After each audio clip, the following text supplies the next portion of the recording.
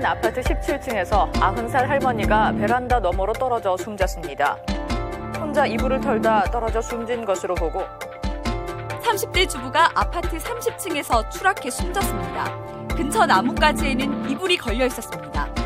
따뜻한 봄볕에 아파트에서 묵은 이불을 털다가 목숨을 잃는 안타까운 사고가 잇따르고 있습니다.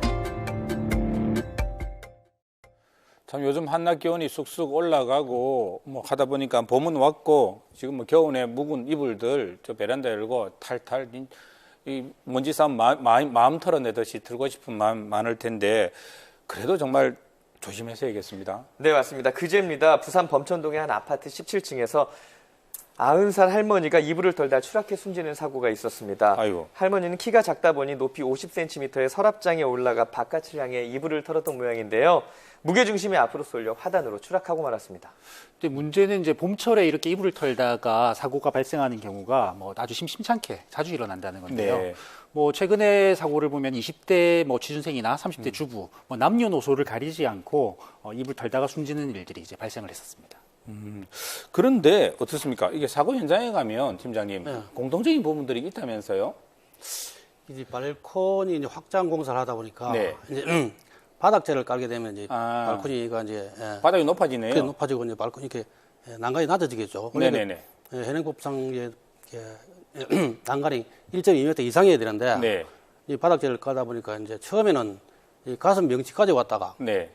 이제 확장 공사하는 뒤에는 이제 배꼽 밑에까지 오게 되니까 난감하죠 이제. 네. 그렇잖아요. 그러니까 이제 또 거기에다가 이제 키가 작은 할머니니까 네. 밑에 이제 발판이라든지 의자를 놓고 이불을 트니까 네. 중심이 앞으로 쏠리니까 이제 떨어지게 될 수밖에 없는 그런 사고예요. 사실 이게 또 터는 이불이 보면 아까 저 화면에도 나왔습니다만 겨울 이불이지 않습니까? 무겁죠. 예, 그거 얼마나 무겁습니까? 그것도 힘도 없는 여성들이나 이런 분들이 하다 보니까 이런 일이 벌어진 거 아닌가 싶은데 고층 아파트는 위험하죠, 그죠? 네네. 이불도 이제 워낙 무거운 데다가 털다 보면은 이게 진동이 오다 보니까 균형 잡기도 쉽지가 않다고 네. 합니다. 그것뿐만이 아니라 이불을 바깥에서 털게 되면 세균이나 먼지를 자기가 마실 수도 있고 우리 네. 집으로 들어올 수도 있고요. 그리고 밑에 사는 이웃들한테도 민폐일 수가 있기 때문에요. 네. 바깥에서 이불 터는 것에 대해서 좀 조심을 하셔야겠습니다. 그러면 어떡합니까, 이거? 이불은 탁탁 털어야지 기분도 개운해지는데. 그 119 안전센터에서는 일단 자기 키 높이의 3분의 2 정도 이상의 네. 난간은 유지가 돼야 된다. 그러니까 네. 배꼽 위쪽으로는 난간이 있어야 좀 안전하다라고 이야기를 하거든요. 사람이 인체 구조상 그렇다는 그렇죠. 얘기죠. 무게중심 때문에 아마 그렇겠죠. 네. 네. 그래서 뭐 꼭 이불 털기가 아니라고 하더라도 그 정도 난간을 갖추지 않았다라면 좀 조심을 하셔야 될 것 같고 또 워낙 이불 털기가 아파트에서 민원도 많기 때문에 뭐 1층에 가서 터는 게 좋지 않겠냐라고 이렇게 조언을 하시는 분들도 계십니다.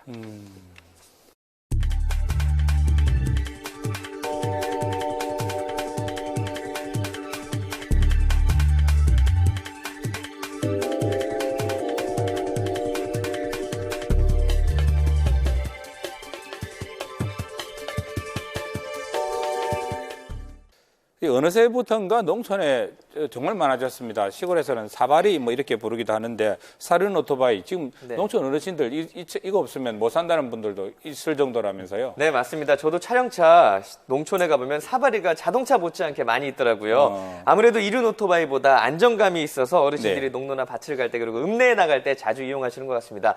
그런데 종종 운전을 좀 과격하게 위험하게 하는 경우가 있는데요. 네. 중앙선도 높고 속도도 빠르고 그러다 보니까 사고들이 잇따르고 있습니다. 네. 지난달에는 경남 함안에서 농로의 커브길을 돌던 사륜 오토바이가 넘어지면서 80대 운전자가 숨졌고요. 아이고, 예. 합천에서 사륜 오토바이를 몰던 70대 노인이 다리 아래로 추락해 숨지는 사고도 있었습니다.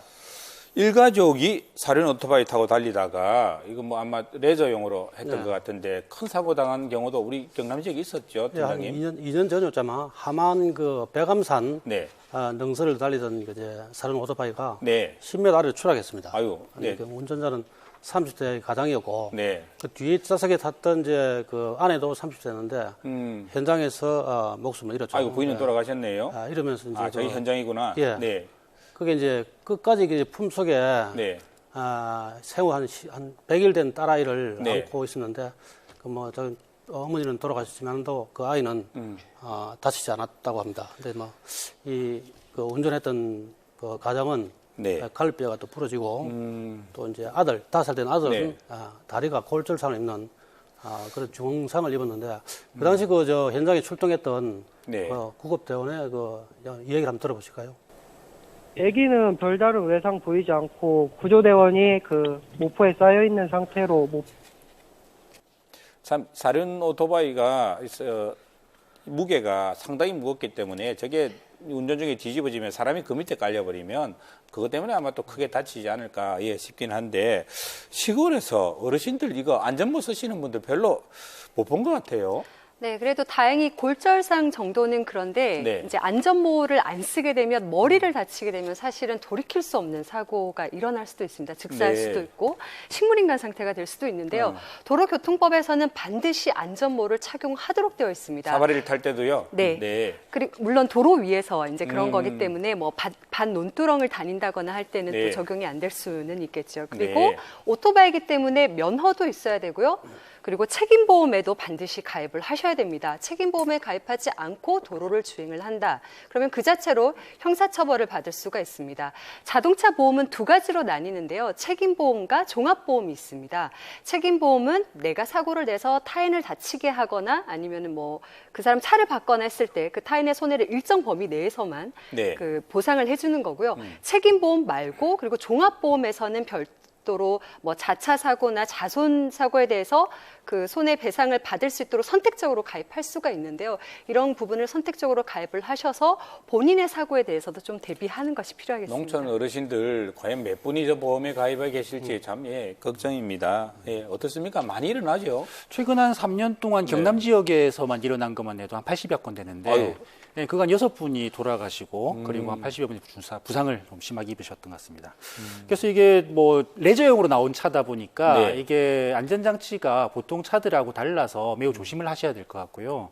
그리고 큰 사고로 이어질 수 있는 만큼 좀 안전에 관련한 제도나 이런 것들이 좀 강화되어야 될 것 같다는 생각이 듭니다.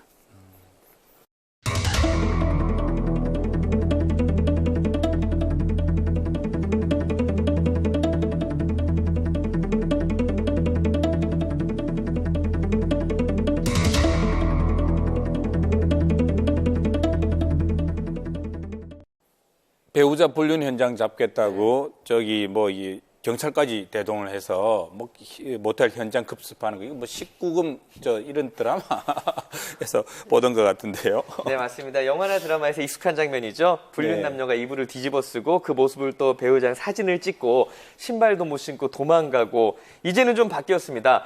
불륜을 했다는 통화 내역, 사진, SNS 등 증거 삼을 만한 것들이 이제는 정말 많아졌는데요. 근데 최근 의외의 판결이 나왔습니다. 배우자가 내연녀와 함께 모텔에 들어갔습니다. 분명히 들어갔어요. 근데 로비까지 갔다가 그냥 돌아왔다고 합니다. 아무 일도 없었대요. 그러면 불륜일까요? 아닐까요? 법원은 부정행위가 맞다고 인정했습니다. 이거 잘 이해가 가지 않습니다. 로비까지 갔다가 나왔다고 주장하고 또 방으로 갔다는 증거는 없는 상황이고 그러면 이거 불륜이라고 입증하기 힘든 거 아닌가요? 그러니까 이 사건은 지금 이혼 사건인데요. 상대방이 부정행위를 했다는 거고요. 네. 부정행위는 간통보다도 훨씬 넓은 개념이기 때문에 아. 모텔에 들어가서 돌아 나왔다라고 네. 당사자들은 주장을 하고 있지만 네. 재판부는 여러 가지 정황을 봐서 판단을 합니다. 이 사건 같은 경우도 이 남편분은 2016년도에 마트를 운영을 했었고요. 상대방 여성분은 그 마트에 일하러 온 직원이었다고 하는데요. 아. 그때부터 두 분이 사적인 문자를 많이 주고받았다고 그 합니다. 증거로 남아 있었네요. 네, 문자를 보면 반말로 뭐 보고 싶다. 갈까? 네. 뭐 이런 내용도 있었다고 하고요. 아. 그리고 1년 뒤에 이제 같이 식사를 하고 모텔에 들어가는 게 이제 포착이 된 건데 이분들 주장은 모텔에 들어갔으나 네. 아무 일도 없이 로비에서 돌아 나왔다라고 하고 있지만 법원은 그동안에 이제 문자 주고받은 걸로 봤을 때 그리고 모텔까지 같이 갈 정도면 설사 돌아서 나왔다고 해도 네. 굉장히 친밀한 사이라고 봤고 부정한 행위가 맞다. 그러니까 바람을 핀 것은 맞다라고 본 겁니다. 그런데 이 남편은 네. 마트 직원 말고 네. 또 다른 내내가 있었습니다. 무슨 일부 다처제 국가도 아니고. 네. 그 내내가 자주 연락을 주고받다가 네. 또 모텔을 또 들어갔습니다. 근데 그때는 이제 또 같이 갔지만은 네. 내내하고 아무 일 없이 네. 뭐 얘기만 하고 나왔다. 이렇게 방에 들어가서 아무 커피숍이 아니라 방에 들어가서 일- 이야기만 하고 얘기만 나왔다. 뭐 그래 주장을 하고 있습니다. 예, 뭐 이게 뭐 해운대에 갔는데 해수욕장에 발은 안 담그고 그냥 왔다 이야기하고 비슷한 것 같은데요. 예, 이게 로비에서 들어왔 뭐 이야기만 하러 나왔다. 이걸 믿어야 하나요? 이거 어떻습니까? 뭐 부인하고 사이는 이 사람 뭐 어땠나요? 2013년도에 혼인신고를 했는데요. 네. 그 뒤에 남편이 자주 취해서 아내를 폭행하는 일들이 좀 잦았다고 얘기합니다. 그래서 뭐 출산일이 얼마 남지 않았는데 네. 아내 뺨을 때리고 그리고 주먹으로 가격을 해서 네. 뭐 이가 부러지는 이런 일도 발생을 했다 그러는데 아. 결혼 4년 만에 네. 그래서 친정으로 아내가 갔고 별거 상태가 지속됐는데 이 사이에 남편이 이제 외도 사실을 알게 된 거죠. 그래서 재판부는 네. 그동안 별거하는 기간 동안에도 남편이 별로 노력을 하지 않았다. 그래서 이번 이혼과 관련해서 네. 뭐 혼인 파탄의 주된 책임이 남편한테 있다. 뭐 이렇게 판단을 했습니다. 그 문제가 좀 과거부터 있었던 사람이네요. 그럼 이게 아내 측이 어떻게 소송을 제기를 한 건가요? 네, 아내가 이제 이혼 소송을 제기를 하면서 혼인 파탄의 책임이 있는 남편에게 위자료 청구를 한 건데요. 위자료로 구한 금액은 3천만 원이었습니다.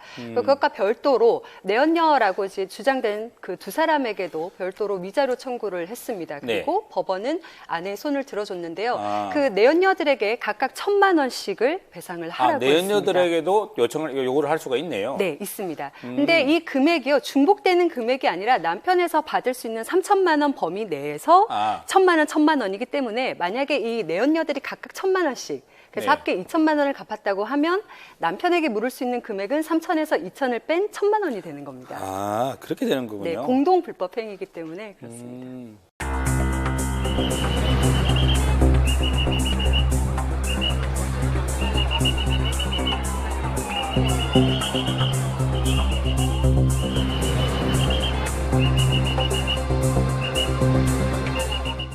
처음에 저 화재 영상 저희들이 확인했을 때 워낙 뭐 연기가 많이 나서 이거 큰 화재인 것 같아서 아찔했었습니다. 네, 어제 오후 4시 한 50분경 어디 가야 홈플러스죠. 홈플러스에서 네. 불이 났습니다. 뭐 갑자기 이렇게 연기가 많이 나고 주변에 막 이렇게 뒤덮으니까 아이고 화면 보니까 그게 뭐 대단하네요. 장을 보러 온 이제 고객하고 네. 직원 한 500명이 긴급하게 대피를 했습니다. 하고 이제 마침 또 이렇게 15분 만에 화재가 네. 진압이 되고 네네. 뭐 인명피해는 없었다고 합니다. 옥상 쪽으로 검은 연기 좀 많이 나오고 있었고 우리가 이제 도착해갖고 그 진입해갖고 그 시민들이 대피하고 있는 상황에 소방대가 이제 저 대피 유도 시키면서 그 하점 층이 4층에 그 하니까 연기가 꽉 찼더라고요. 그래서 비염시키면서 그 화재 진압을 했습니다.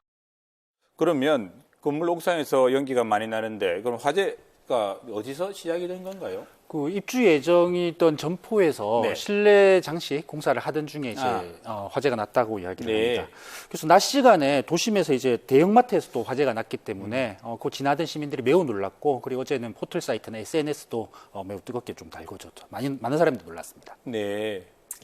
현장 그 안에 보면 이제 덕트 설비가 많이 들어있거든요. 공기를 빼는 그런 설비들이 관호로 해가지고 쭉 연결된 게 환기 덕트거든요. 천장 환기 덕트 쪽에서 일단은 그 발화가 되다 보니까 환기 덕트를 타고 이렇게 연기가 많이 분출하게 된 겁니다. 요즘 화재로 너무 많은 분들이 목숨을 잃는 사건들이 잇따르다 보니까 저희들도 되게 놀랐는데 마침 스프링클러가 있어서 작동이 또 됐고 그래서 빨리 진화됐다고 하는 이야기를 저도 어제 이야기를 들었습니다. 정말 그만큼 스프링클러 설비가 이렇게 중요하고라는 걸 다시 한번 생각하는 계기가 되기도 했습니다. 오늘 자리에 함께해 주셔서 고맙습니다.